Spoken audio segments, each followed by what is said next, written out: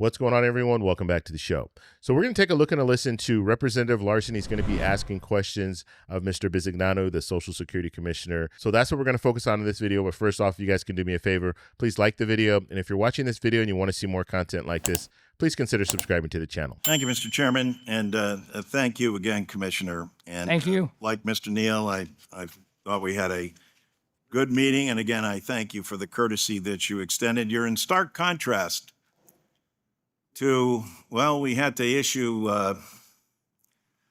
an inquiry to have Elon Musk appear before us, but he never did. And ultimately, our colleagues on the other side of the aisle voted against having any such further inquiries made.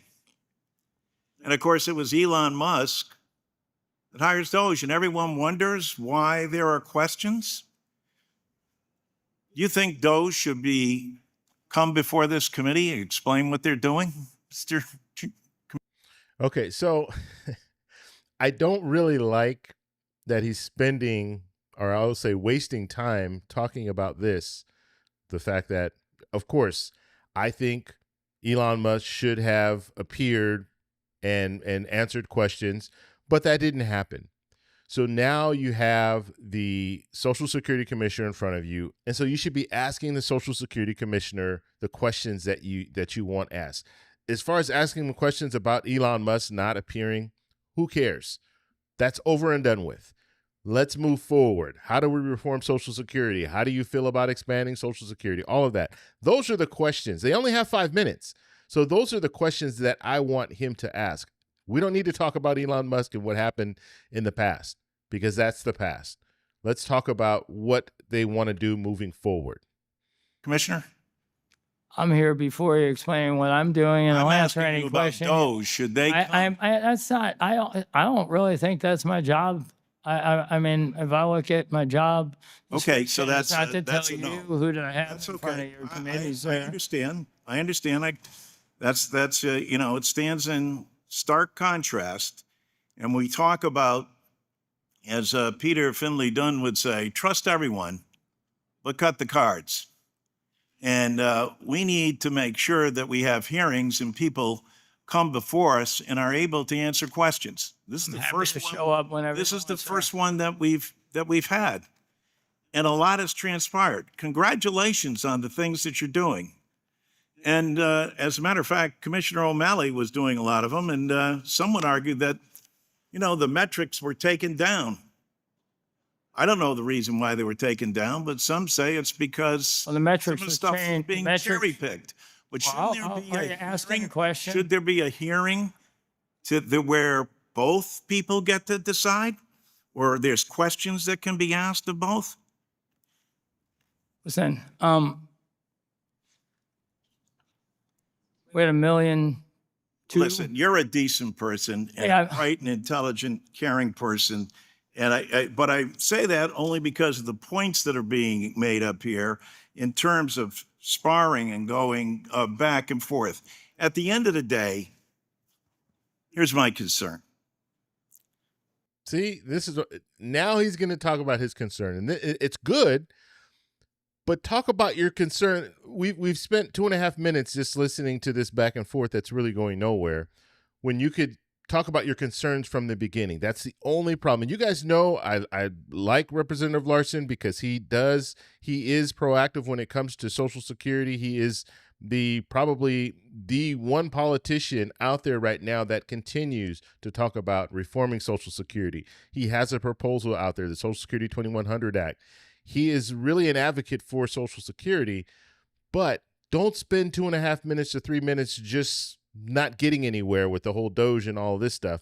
Tell us what you're really concerned about and get those questions answered by the Social Security Commissioner. It's great that we're making technological advances.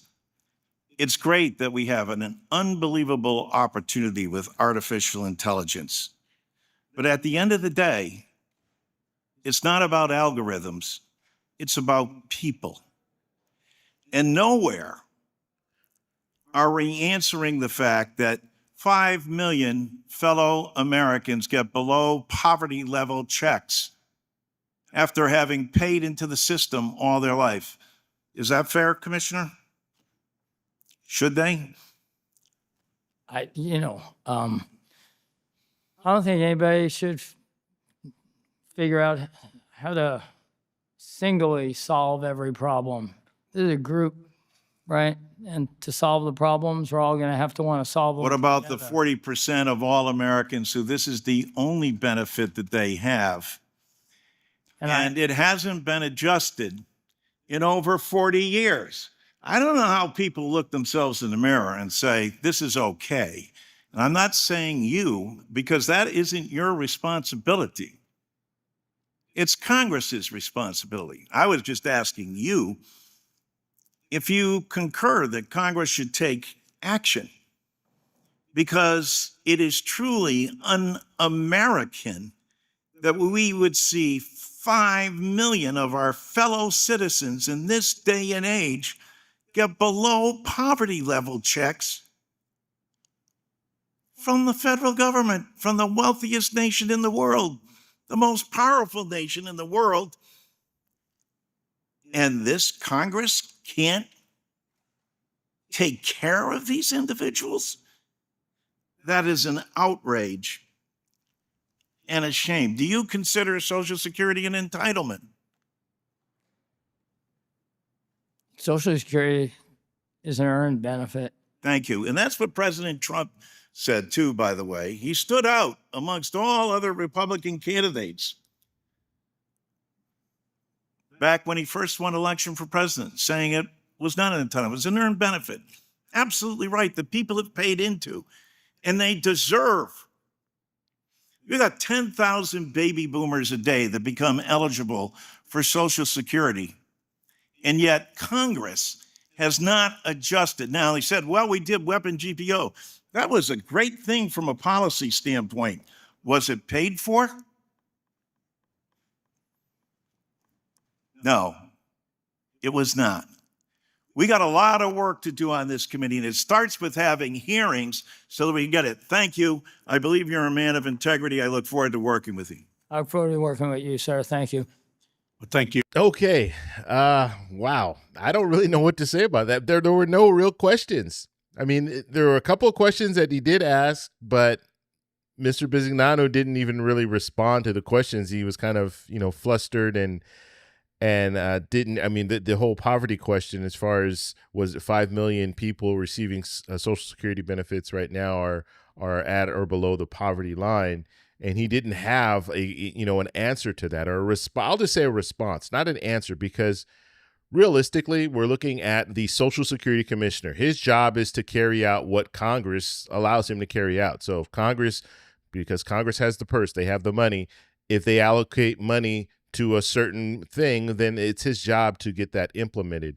So asking his opinion about these things, he could answer with his opinion, but realistically, it's going to have to come from Congress as far as moving forward with any type of meaningful legislation. But you didn't get much from this. It was just kind of a back and forth where Representative Larson was asking questions that really didn't mean anything. The whole reason for these committee hearings is so these politicians can get a better idea of what's going on in the department and how they can move forward, how they can help the system, how they can help what's going on with Social Security and all these other different agencies.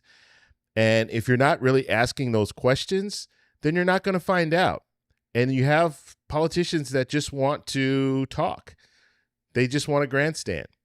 And that's on both sides, both Democrats and Republicans. I just think Representative Larson had a good opportunity to put out some more information. Social Security 2100 Act. What do you think about this, and this? Do you think this would actually help the program? Ask questions like that. Even though it's just a Social Security Commissioner, this is his opinion, but it's his agency. And so he would know better, and he should have more information when it comes to how many people would really benefit from the Social Security 2100 Act as opposed to, how many people it would hurt. And so just things like that.